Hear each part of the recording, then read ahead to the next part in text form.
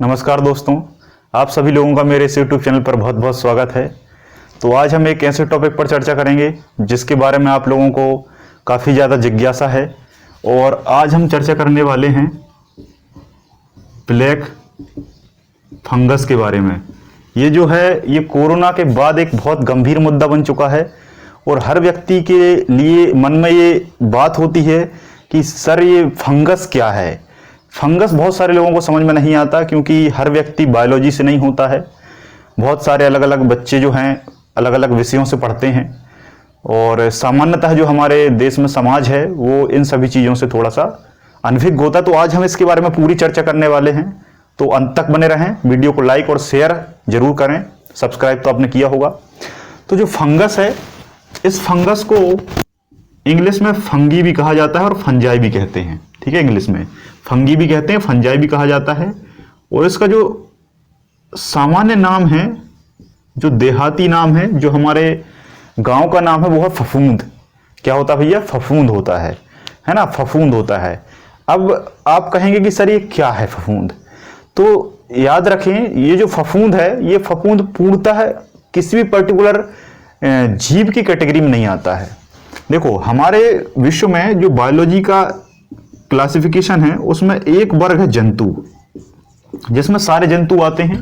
कीड़े मकोड़े, सांप, पक्षी, हम मनुष्य, है ना, हाथी, शेर, लोमड़ी, ये सारे जंतु आ जाते हैं, है ना, जो लगभग बोल सकते हैं, चल सकते हैं। और एक वर्ग होता है प्लांट, जिसको हम पादप कहते हैं। इसमें संसार के सारे पादप आ जाते हैं, सारे पादप आ जाते हैं। कोई सा भी पादप हो, चाहे वो शाक हो, सब्जी हो, बड़े बड़े वृक्ष हों, उनका भी अंदर क्लासिफिकेशन है जिस पर हम अभी चर्चा नहीं करेंगे। तो ये दो वर्ग हैं। लेकिन इनके अलावा एक जीव ऐसे मिले जो इसके गुण भी रखता है और इसके गुण भी रखता है, इसके गुण भी रखता है, इसके गुण भी रखता है, लेकिन कुछ इसके गुण नहीं रखता और कुछ इसके गुण नहीं रखता, है ना। तो इस अलग कैटेगरी को क्या कहा गया? इस अलग कैटेगरी को कहा गया फफूंद कैटेगरी, फंजाई कैटेगरी। क्या कहा गया भैया? फफूंद कैटेगरी या फंजाई कैटेगरी। एक कैटेगरी और होती है एल्गी, है ना, जिसको हम शैवाल कहते हैं, लेकिन अब वैज्ञानिकों ने शैवाल को पादप के वर्ग में रख दिया है। ठीक है, तो ये सारी कैटेगरी हैं अलग अलग। तो हम आज बात करेंगे फफूंद के बारे में। तो बेसिकली जैसे आपको पौधों का वर्ग दिख रहा है, पौधों के वर्ग में केवल एक पौधा नहीं होता, हजारों पौधे हैं, नीम, बबूल, आम, बेरी, बरगद, है ना। वैसे ही फफूंद भी बहुत सारे प्रकार की होती है, बहुत सारे प्रकार की फफूंद होती है। चाहे आप पैजाइजा को देख लें, चाहे आप पक्सीनिया को देख लें, चाहे आप एस्पेरेजिलस को देख लें, चाहे आप नोटाटम को देख लें, चाहे आप सारगशम की बात करें, चाहे आप पेनिसिलियम की बात करें, चाहे आप टीनिया कैपिटिस की बात करें, है ना, चाहे आप टीनिया पेडिस की बात करें, है ना, चाहे आप ट्राइकोफाइटाइन की बात करें। ऐसी बहुत सारी कवक हैं जिनके मैं आपको नाम बता सकता हूँ। ये सारी क्या है? कवक हैं। इनको आप क्या है? एक प्रकार से जंतु मान सकते हो। इनको आप एक प्रकार से जंतु मान सकते हो। ये छोटे छोटे जंतु होते हैं जिनमें आंखें, सिर, पैर, सिर धड़ उदर में शरीर नहीं बटा होता, सिर धड़ उदर में शरीर इनका नहीं बटा होता। जैसे कुछ सब्जियां आप देखते हैं, जैसे पालक सब्जी को आप देखेंगे तो उसमें आपको तना नहीं मिलेगा, तना नहीं मिलेगा, जड़ तना, पत्तियों में बहुत बड़ा पौधा नहीं बटा होता, है ना, साग टाइप का होता है। लेकिन अगर आप पीपल के वृक्ष को देखेंगे तो बहुत बड़ा मिलेगा आपको, उसमें तना भी मिलेगा, पत्ते भी मिलेंगे, तन, सब कुछ मिलेगा। तो वैसे ही हम जैसे जंतु हैं तो हमारे अंदर सब सारे ऑर्गन हैं, आंख, कान, नाक, गला, लेकिन कुछ अनडेवलप हैं, तो एक प्रकार से आप उनको फफूंद मान सकते हैं। ठीक है, तो जो मैंने फफूंदें बताई, ये फफूंद हमारे वातावरण में क्या है? सरवाइव करती रहती हैं। और एक फफूंद होती है जो हमारे लिए फायदेमंद है ना, और एक फफूंद है जो आपको नुकसान पहुंचाती है। नुकसान पहुंचाने वाली फफूंद भी हैं और फायदे पहुंचाने वाली हैं।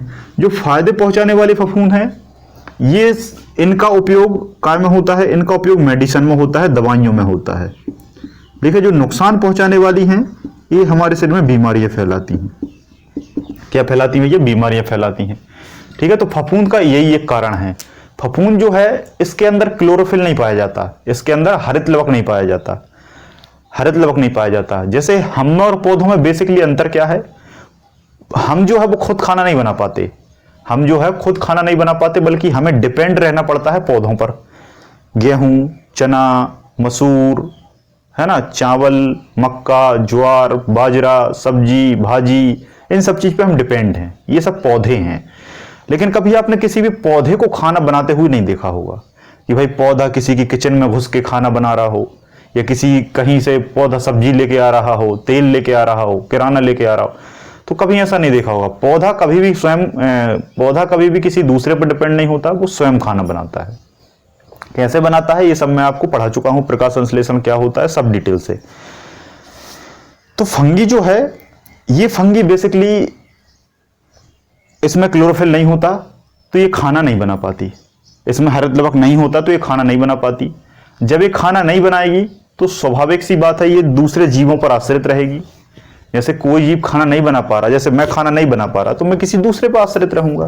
भी सिंपल सी बात है। जैसे मेरे घर में सब्जी नहीं बनती तो भाई जो मेरी मम्मी है उनसे बनती है, तो मैं उन पर डिपेंड हूं। तो वैसे ही कवक अपना खाना नहीं बना पाता, फफूंद अपना खाना नहीं बना पाता। हाँ, इसको कवक भी कहा जाता है, फंगस को कवक भी कहा जाता है, याद रखिएगा, है ना। मशरूम जो है, मशरूम कवक का ही उदाहरण है ना। मशरूम तो देखा ही होगा, वो बरसात में इस तरीके से छत्ता हो जाता है, ठीक है, छत्ता। तो वो मशरूम है, पेनिसिलियम है ना, नोटाटम है, आपका बहुत सारी हैं, है ना, जो मैंने नाम बताया, पैजाइया है, पक्सिनिया है। तो ये सब क्या है, इसके एग्जाम्पल हैं। तो फंगस, फंगी, फफूंद, कवक, कुछ भी कह सकते हैं। तो ये डिपेंड रहेगा किसी न किसी पे। तो डिपेंड के लिए इसको खाना की जरूरत पड़ेगी। तो ये क्या है, शरीर पे जाके चिपक जाता है। किसके शरीर पे?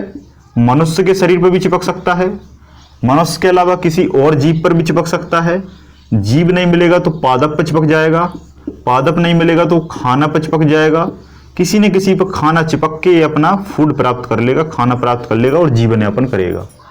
और उसमें क्या है, चिपकने के बाद कुछ ना कुछ बीमारियां भी दे देगा, कुछ ना कुछ बीमारियां, इन्फेक्शन भी फैला देगा, है ना। तो वही इन्फेक्शन आज के समय में फैल रहा है, जिसे हम क्या कह रहे हैं, ब्लैक फंगस कह रहे हैं, काली फफूंद। क्या कह रहे हैं भैया, काली फफूंद। एक्चुअल में देखा जाए तो काली फफूंद बहुत सारी होती हैं। म्यूकर को भी कहा जाता है, म्यूकर को भी कहा जाता है, और पैजाइजा को भी कहा जाता है, पक्सिनिया को भी कहा जाता है। बहुत सारी ब्लैक फंगस होती हैं। ब्लैक फंगस की भी अलग अलग कैटेगरी हैं। जैसे आपने देखा होगा, गेहूं जब रखा रहता है तो गेहूं थोड़ा थोड़ा काला पड़ने लगता है, वो जो काला है ना, वो ब्लैक फंगस ही होती है, जिसका नाम है पक्सिनिया। क्या नाम भैया, पक्सिनिया ग्रेमिनिस। तो जो पक्सिनिया है वो भी एक प्रकार की कवक है, जो गेहूं के बीज पर अटैक करके उसको काला कर देती है, ठीक है। जो आलू देखा ना अपना, आलू काला पड़ जाता है, हरा पड़ जाता है, उसमें भी एक फंगस लग जाती है, जिसको हम फाइटोप्थोरा कहते हैं। क्या कहते हैं भैया, फाइटोप्थोरा कहते हैं। अचार में देखा होगा, अचार सफेद सफेद हो जाता है। रोटी अगर 10-15 दिन रखी हो तो वो खराब होने लगती हैं, है ना। मनुष्य भी अगर ज्यादा देर नमी में रहता है, या ऐसे स्थान पर रहता है जहां फंगस है, तो मनुष्य के ऊपर भी फंगस अटैक कर देती है, और फंगस अटैक करके मनुष्य के अंगों को खाने लगती है, और उसमें रोग फैल जाता है। तो आई होप आपको ब्लैक फंगस के बारे में समझ में आ गया होगा कि ब्लैक फंगस एक प्रकार के सूक्ष्म जीव हैं, जो अपने खाने के लिए किसी दूसरे पर अटैक करते हैं, अटैक कर उसके शरीर को खाने लगते हैं, और उसके शरीर में बीमारियां फैलाते हैं, ठीक है।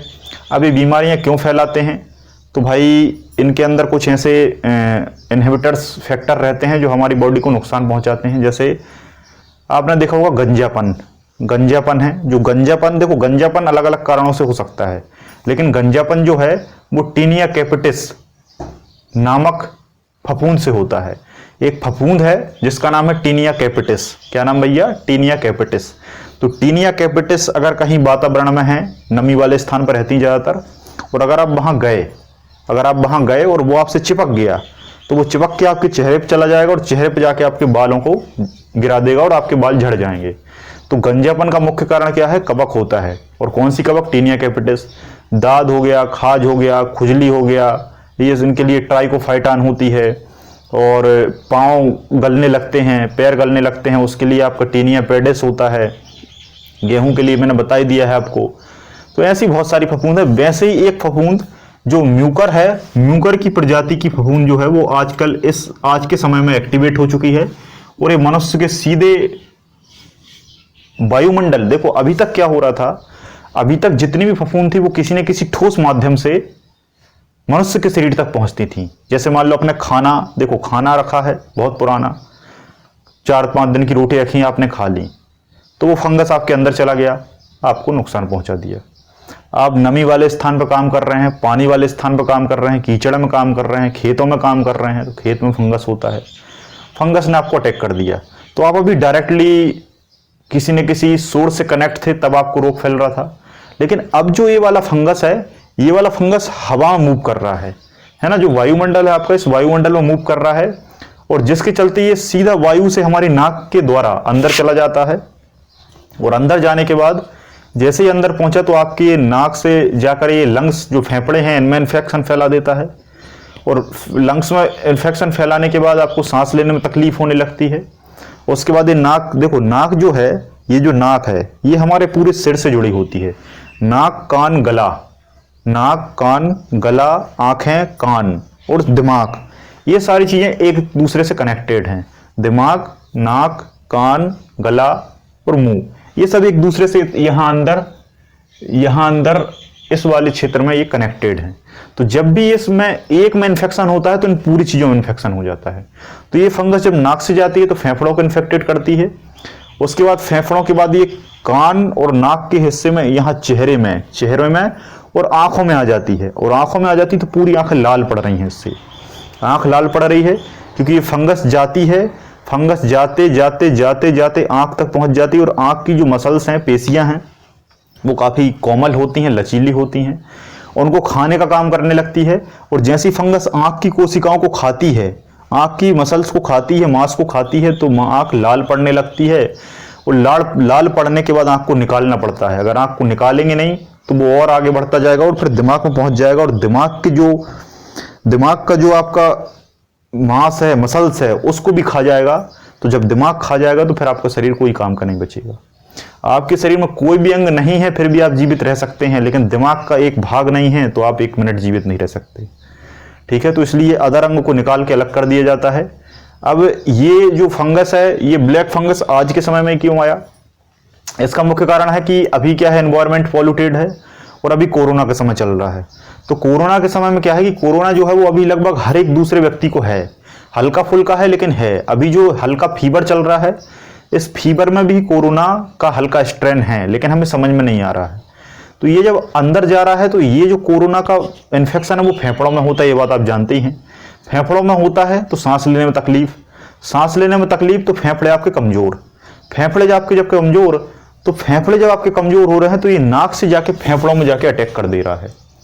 अभी तक फेफड़ों में ब्लैक फंगस ने अटैक इसलिए नहीं किया क्योंकि अभी तक आप स्ट्रांग थे, लेकिन कोरोना वायुमंडल में विद्यमान होने के कारण हमारे अंदर गया, और अंदर जाने के बाद हमारे फेफड़ों को उसने कमजोर किया, और कमजोर करने के बाद अब उसी कमजोरी का फायदा उठा रहा है कौन? Black fungus. जैसे आपने देखा होगा कहीं भी अगर 2 दोस्त हैं, उनके बीच में आपस में दुश्मनी हो जाए किसी कारण से, और वो किसी तीसरे से दोस्त बन जाए, तो वो हमेशा यही सोचता है कि ये कब कमजोर हो। जब भी वो कमजोर दिखता है वो उस पर अटैक कर देता है। जब तक वो बलशाली है, जैसे मान लो आपकी किसी से दुश्मनी है और वो विधायक है, समझिएगा आपस में आपके यहाँ विधायक तो होंगे ही, और विधायक का बोलबाला आपको पता ही होगा। तो विधायक से आपकी दुश्मनी है, वो विधायक है, जब तक विधायक है आप उसको छू भी नहीं सकते। भले ही आप एक पुलिस इंस्पेक्टर हों फिर भी आप उसको हाथ नहीं लगा सकते। लेकिन आपने सोच लिया कि इस विधायक ने मुझे भरी सभा में सब पुलिस वालों के सामने थप्पड़ मारा था, तो मैं भी इसका बदला लूंगा। जैसे अभी एक वेब सीरीज आई है ना, क्या नाम है उस वेब सीरीज का? अच्छी वेब सीरीज है यार, उसका नाम मुझे भी याद नहीं आ रहा। कोई अच्छी वेब सीरीज है, देख लेना, वो उसमें पुलिस का बताया है, तो शायद भोकाल है ना, भोकाल में बताया है। तो वो पुलिस वाला क्या करने लगता है, पुलिस वाले को चांटा मार देता है वो विधायक। तो वो पुलिस वाला अभी तो कुछ नहीं कर सकता क्योंकि अभी क्या है, विधायक है वो। तो फिर वो विधायक के सारे जितने भी कच्चे चिट्ठे, गलत काम, सबके सबूत जमा करते जाता है, किसी को नहीं बताता है ना। आश्रम में बताया है ऐसा, आश्रम अभी एक वेब सीरीज आई है उसमें बताया है। तो वो सारे सबूत रखता जाता है, रखता जाता है, रखता जाता है, रखता जाता है, और जब वो देख लेता है कि अब ये विधायक नहीं रहा, अब ये विधायक नहीं रहा, दूसरी पार्टी सत्ता में आई और वो सारे सबूत लेके जाता है बड़े ऑफिसर के पास और उस पर जाके अटैक कर देता है। ठीक है, तो ऐसे ये है। अभी तक ब्लैक फंगस हमारा वातावरण में था, लेकिन हमारे ऊपर प्रभाव नहीं छोड़ पा रहा था क्योंकि हम मजबूत थे। लेकिन अब क्या है, कोरोना का समय है, और कोरोना के समय में हमारे जो फेफड़े हैं वो अब कमजोर हो चुके हैं। सांस लेने में सांस उतनी अच्छी हमारे अंदर ऑक्सीजन नहीं जा पा रही है। तो इसी कमजोरी का फायदा, फेफड़े की कमजोरी का फायदा किसने उठा दिया? ब्लैक फंगस ने, और जाके अटैक कर दिया, और अटैक करने के बाद व्यक्ति को मार दे रहा है ना। तो बात समझ में आई? ठीक है, तो इसी कारण कोरोना वाले व्यक्ति को अधिक चांस है ब्लैक फंगस होने के, है ना। सामान्यतः लोगों को नहीं होते हैं क्योंकि वो इम्यूनिटी उनकी मजबूत रहती है, उन्हें कोई दिक्कत नहीं होती, ऐसा पहले भी नहीं हुआ। लेकिन जिन लोगों को कोरोना हुआ है तो उनके जो ट्यूबल्स हैं, उनके जो लंग्स की कैपिलरीज हैं, और जो लंग्स में ऑक्सी हीमोग्लोबिन और कार्बोक्सी हीमोग्लोबिन का जो एक्सचेंजेस एंड ट्रांसफरेशन है, वो अब धीरे धीरे उसका जो वॉल्यूम है वो कम जा रहा है, और कम जाने के बाद हमारा जो बॉडी का इम्यूनिटी है वो कमजोर हो रही है, और उसका फायदा उठा रहा है ब्लैक फंगस। जाके चिपक जा रहा है पूरे फेफड़ों में, फेफड़ों से फिर वो सीधा नाक से जाता है, और नाक जुड़ी है कान से, तो कान और नाक के बीच में चेहरे में फैल जाता है, चेहरे से बढ़ के आंख में आ जाता है, क्योंकि आंख की कोशिकाएं कोमल होती हैं तो इनको खाने लगता है, इनको खाता है, आंख लाल पड़ जाती है, और आंख से बढ़ते बढ़ते ब्रेन में पहुंच जाता है, और ब्रेन को खाता ही जैसे टच करता है और व्यक्ति मर जाता है। ठीक है, अगर आंख तक पहुंचा है और आंख निकल जाए और वो फंगस बाहर हो जाए तो ठीक है, लेकिन आंख से जैसे वो ब्रेन तक चला गया फिर व्यक्ति की बचने की संभावना ना के बराबर हो जाती है। ठीक है, अब इसके अलावा कुछ अच्छी फंगस भी होती हैं जिनसे बहुत सारी मेडिसिन बनती हैं। जैसे आपने देखा होगा, जो लोग दुबले पतले होते हैं, कमजोर होते हैं, है ना, जिनकी जो बोन और मसल्स हैं वो वीक होती हैं, तो वो एक पाउडर लेते हैं, है ना। मेडिकल पे जाते हैं, बोलते हैं भाई प्रोटीन पाउडर दे दो, प्रोटीन एक्स दे दो, मसल्स ब्लेस का मास गेनर दे दो। ये सब जो प्रोटीन वाले पाउडर है ना, ये मैक्सिमम इसी से बनते हैं, फफूंद से ही बनते हैं। तो कुछ फफूंद जो है वो काम की भी होती हैं, उनको पीसा जाता है, और उनको पीसने के बाद उनसे प्रोटीन बनाया जाता है, जो प्रोटीन नंबर 1 क्वालिटी का होता है। वो प्रोटीन आपको दाल, अंडा, मांस, मछली, सब्जी, भाजी में नहीं मिल सकता, वो आपको फफूंद में मिल सकता है। इसलिए जितने भी प्रोटीन पाउडर हैं वो मैक्सिमम फफूंद से बनते हैं। किससे बनते हैं? फफूंद से बनते हैं। इसलिए कहते हैं कि बरसात में जो इस तरीके से मशरूम उगता है ना, छाते जैसा, इसको बरसात में कभी छोड़ना नहीं, है ना। देखने में लगता है और इसके पीछे की कहावतें भी बहुत गलत हैं, लेकिन ये बहुत फायदेमंद होता है। ये बात को हमेशा याद रखना, जहां भी ये मिल जाए इसको छोड़ना नहीं। पैसे में लेके खरीदो, लेकिन इसको खरीद के खराब लगे खा लेना। याद रखना, प्रकृति में जो जितना स्वादिष्ट लगता है वो उतना मिनरल लेस होता है, और जो जितना खाने में खराब लगता है वो उतना ज्यादा फायदेमंद होता है। इस चीज को हमेशा गांठ बांध के दिमाग में याद रखना। तो ये खराब लगेगा, लेकिन ये इसमें जो है वो किसी में नहीं है, इसलिए दुकानों पर जो पाउडर आता है वो उसमें ये सब पीस के डाला जाता है। तो एक तो ये फायदा हो गया प्रोटीन वाला। दूसरा फायदा है बहुत सारे जो एंटीबॉडीज हैं जो बैक्टीरिया को लड़ने में सहायक होते हैं, है ना। जैसे पेनिसिलिन पहला अलेक्जेंडर फ्लेमिंग ने एंटीबायोटिक बनाया था, ऐसे बहुत सारे एंटीबायोटिक हैं, तो वो सारे इस कवक से बनते हैं। तो आई होप इस लेक्चर में मैंने आपको दोनों पक्ष बताने का प्रयास किया, फायदा वाला भी, नुकसान वाला भी, बीमारी वाला भी, मेडिसिन वाला भी। वीडियो अच्छा लगा हो तो लाइक, शेयर, सब्सक्राइब जरूर करिएगा। अगर खराब लगा है तो डिसलाइक करके कमेंट सेक्शन में उसका कारण बताइएगा, अगले लेक्चर से उसको ठीक कर दिया जाएगा। बहुत बहुत धन्यवाद। जय हिंद, जय भारत।